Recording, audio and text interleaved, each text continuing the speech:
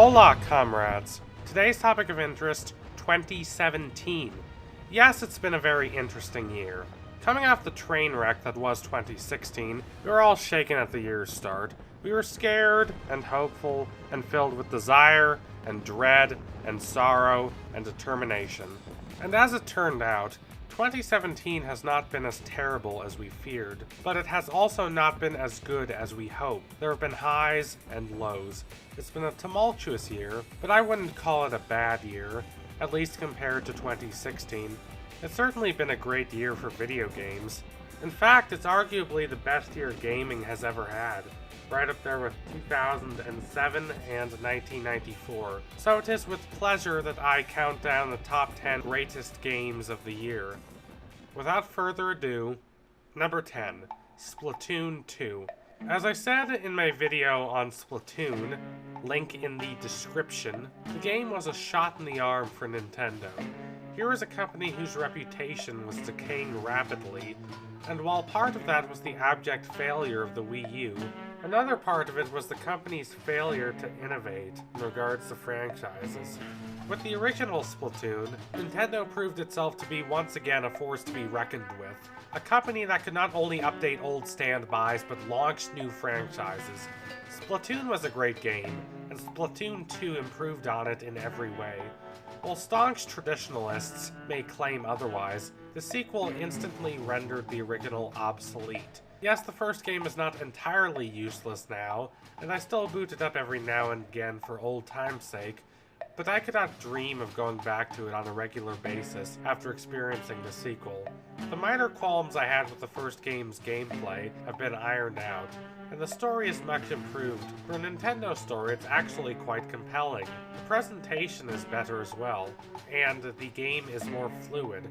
There aren't as many new modes as I would have liked, but the main mode they did add, Salmon Run, is a blast. My biggest gripe with the game is that it could have done more to differentiate itself from its predecessor. But yeah, if you're looking for some great squid-on-squid action, this sequel is definitely the right way to go. Number 9, Doki Doki Literature Club. I'm of two minds about this game. One side of me wants to place this much higher. I'm resolutely a fan of postmodern works that effectively deconstruct genre. Heck, one of my favorite anime ever made is Evangelion. And there is no denying that Doki Doki is certainly a deconstructive postmodern work. It completely tears apart the visual novel genre. It's clever and funny, with a sly, dark wit. It's the best horror game of the year. It's the kind of indie game that was destined to go viral, and I'm glad it has. It deserves the recognition. And I must add, the way it bends the very medium in which it exists is genuinely intriguing. There aren't a lot of games that make you delete files inside the game itself. However, the other side of me doesn't want to put Doki Doki on the list at all, because it doesn't have much to offer beyond shock and deconstruction. After you've explored all its secrets, what lasting value does it hold beyond being that cutesy visual novel game that turns into a frightening horror experience? A great deconstruction, think Evangelion or The Wire or Undertale, takes apart the tropes of its genre to reassemble them into something new and challenging. But this game doesn't have a heart.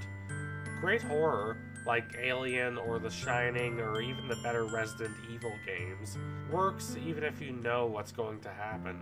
But if you already know Doki Doki's twist, I must ask you, what value is there in experiencing it for yourself?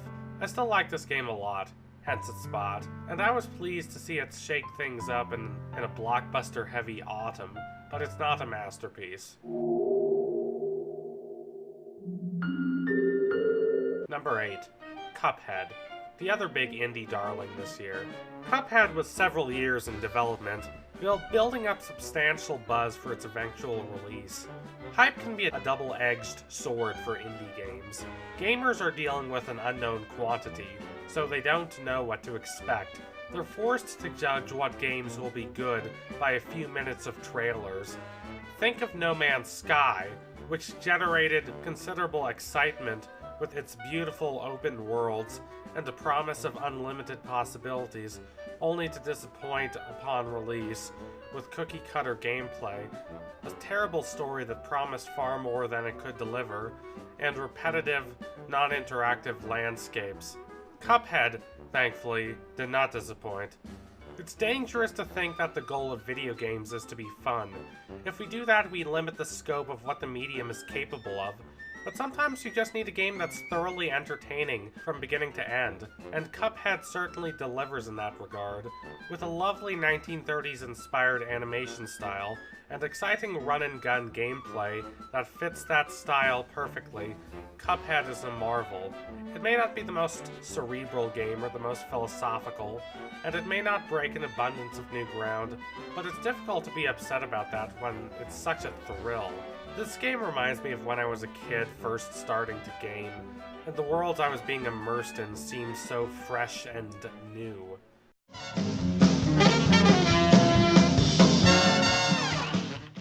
Number 7. Sonic Mania. I would not have put Sonic Mania on this list if Sonic Forces had been any good. That game's colossal failure made me appreciate how lucky we are to have a game like Sonic Mania in 2017. Yes, it's not original. Yes, it's total fan service. Yes, I don't share the commonly held religious level reverence for the Genesis-era Sonic titles, but I love this franchise. I love its attitude. I love its focus on speed. I love its level design. And if the more modern Sonic games aren't going to deliver what made the franchise great, then we'll have to look to the games of the past. This is basically a fan game, but it is a tremendously well-made fan game. The development team behind it grasped what made the original games in the franchise work and implemented it in a way that, despite borrowing very heavily from the original games, feels like more than mere homage. It's as though this game had been stuck in a time capsule for the last 2 decades and was recently dug up to teach the wayward Sonic franchise of today what it's been doing wrong. Number 6. Uncharted: The Lost Legacy. I'm not sure if this counts as a full game considering its brevity compared to the mainline Uncharted games, but I love it.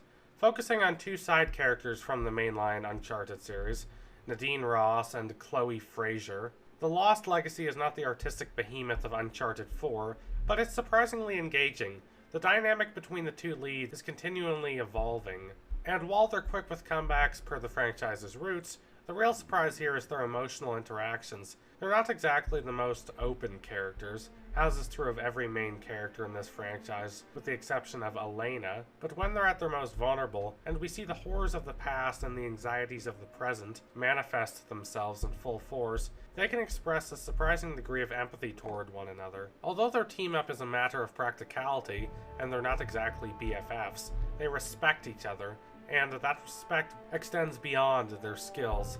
They think highly of one another despite their bickering, and throughout the game they learn they have more in common than they thought.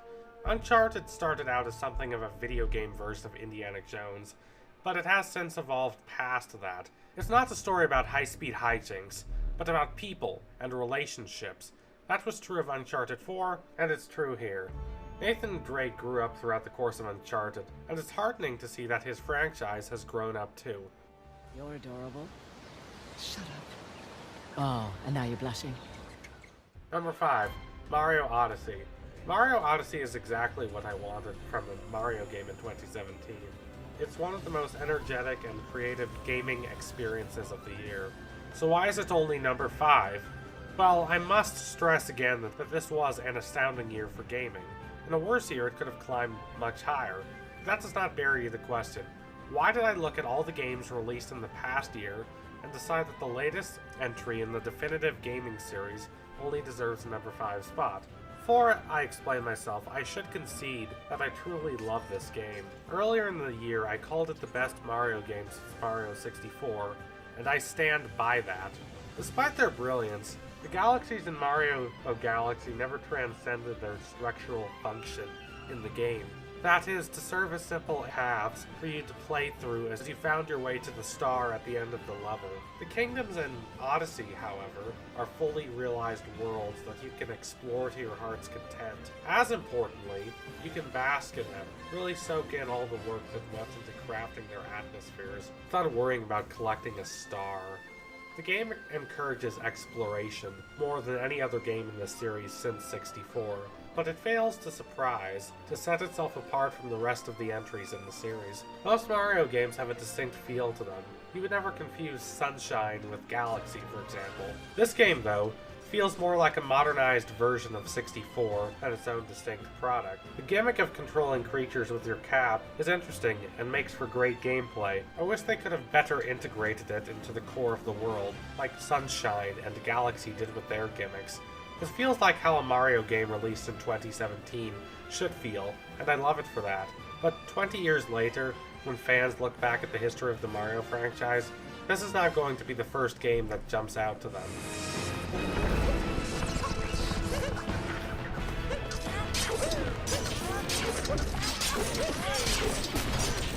Number 4, Xenoblade Chronicles 2. I must admit, I've soured somewhat on this game since my original analysis of it about a month ago. That's not to say my opinion has done a complete 180, but like every decent critic, I'm always considering my original stance, and I must admit that the longer I dwell on Xenoblade 2, the less favorably it compares to the original. I said there are some aspects of it in which it surpasses the first Xenoblade. And yeah, there are. The battle system, one of the best in any RPG, is one such aspect. But what I didn't like about the game only grew more grating as I played. The anime elements burrowed deep into my skin and caused me great pain. And when I say anime elements, I should be clear that I'm not talking about the art style. I have no problem with the art style. I'm talking about the exploitative elements. The hot springs scene is one such example. I wish it were the only one. No, they don't break the game, and I wouldn't pay as much mind to them if the characters were as interesting as those in the first Xenoblade, but they're a distraction. I don't care what sort of art I'm consuming. I want to be treated like an adult. I don't want to be manipulated. I don't want to be titillated.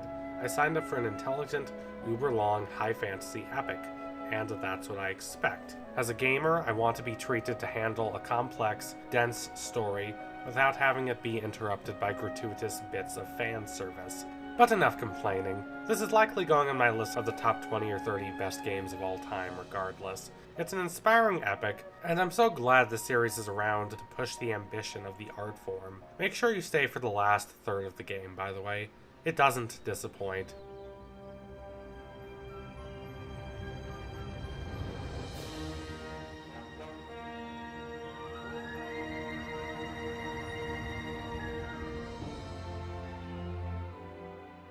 Number 3, Nier Automata. This may not be my favorite game of the year, but more than any other game released this year, it epitomizes everything I want video games to be.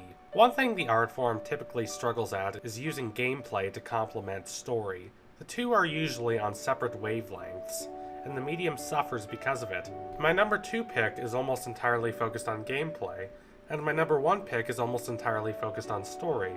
Only Nier Automata blends the two into a satisfying formula that aspiring game makers should take notice of. Gameplay should augment the emotional experience of the game, not exist lazily alongside a more compelling story, as is the case in too many RPGs.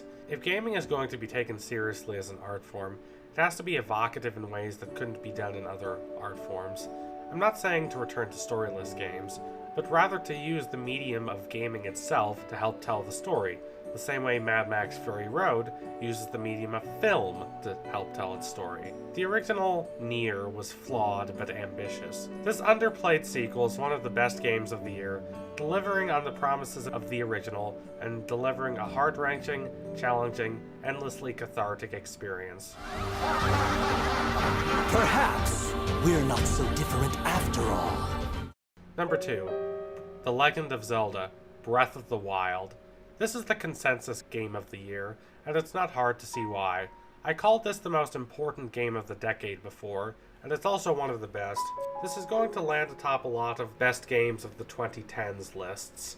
And in 20 years it's going to receive a lot of retrospectives talking about how revolutionary it was, and what it meant for the Zelda franchise, and how it changed gaming. Breath of the Wild is first and foremost a game about exploration. The AAA games of the last decade have claimed to be about exploration, but they have a fundamental misunderstanding of what exploration is. Their creators saw the huge open world of Skyrim, and envious of that game's critical and commercial success, their solution was to make their games huge, open sandboxes with a lot of collectibles to discover. The result was a flurry of half-baked open-world games where the player explored a bland, boring wasteland. Thus, the open-world approach wore out its welcome. It doesn't matter if there are a near limitless amount of collectibles to obtain, if there's no emotional incentive for the player to obtain the collectibles, if the journey to obtain them isn't rewarding. Instead of evoking awe and wonder, the journey has all the excitement and satisfaction of running errands. Breath of the Wild understands what those other games do not. That the process is what is captivating, not the rewards for going through that process. As the saying goes, the journey is more important than the destination. This is revolutionary. Exploration that's measured not in coins or tokens, but by the excitement and attachment of the player. Hyrule isn't cold and empty because of Nintendo's laziness. It's cold and empty because the kingdom has fallen into ruin after Ganon's victory. The brusque emptiness is an intentional design choice, and it does more to communicate the desolation that has befallen this world than dialogue ever could.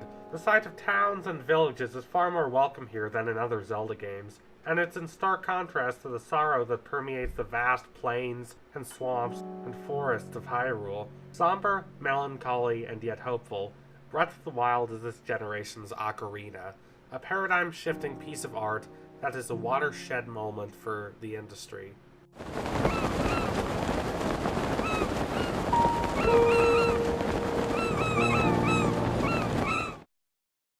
Before my number one pick, let's celebrate some honorable mentions. Night in the Woods.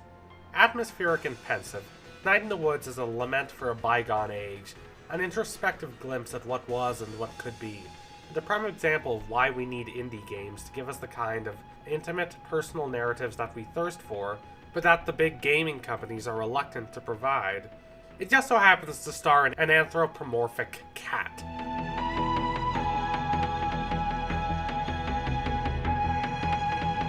Rime. This game got more flack than it deserves. It's not perfect, but it is ambitious and beautiful. It's a melancholy, psychological, transformative experience. Yes, the gameplay is substandard, but so what? We should criticize it for that, of course, but we should not allow that to completely overshadow everything this game does right in terms of storytelling and visuals. Persona 5. Lovely characters, creative game design, luscious story. What's not to love? I wish I could have included this on the list proper. I admire how this series manages to synthesize ordinary high school situations and adolescent neuroses with larger scale fantastic problems of monsters, assassins, and the supernatural.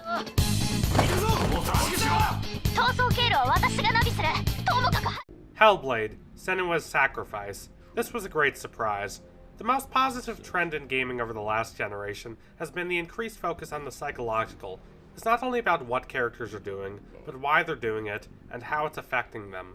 Like Night in the Woods, Senua's Sacrifice combines fantasy, a protagonist with an abnormal but realistic neurological condition, and intimate storytelling to create a work that is both unique to gaming and unlike anything the gaming industry would have supported merely a decade prior.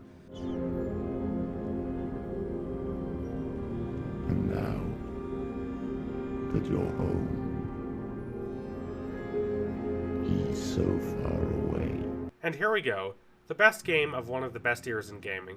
If you're new to this channel, you'll probably be surprised by my choice. If you're not, you might not be. 3, 2, 1, let's do this. Number 1, Life is Strange, Before the Storm. Hold up.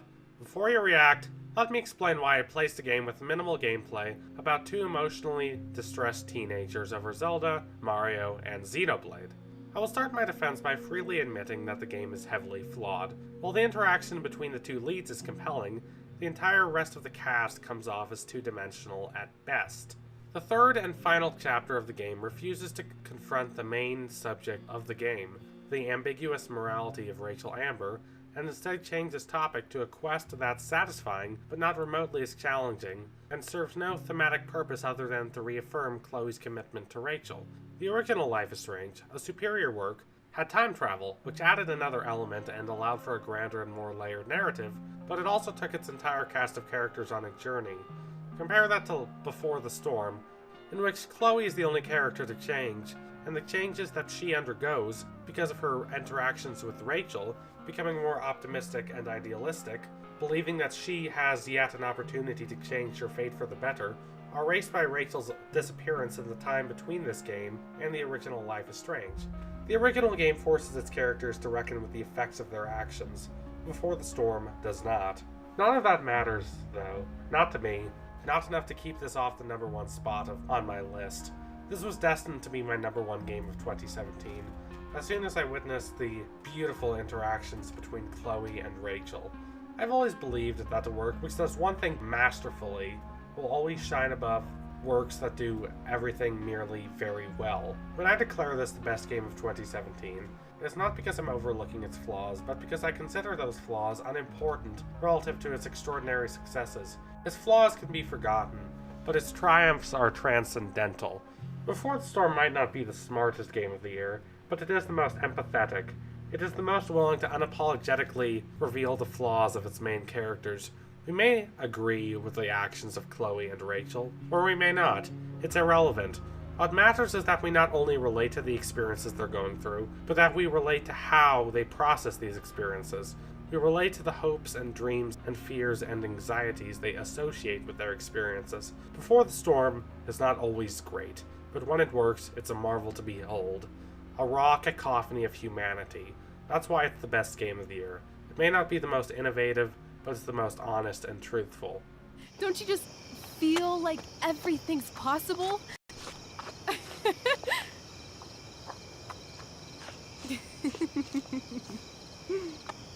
Rachel, stop.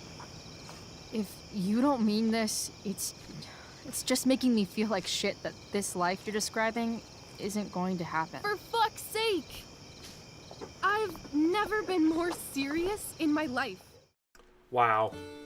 Happy 2018, everyone. I underestimated how much work a top 10 list would take.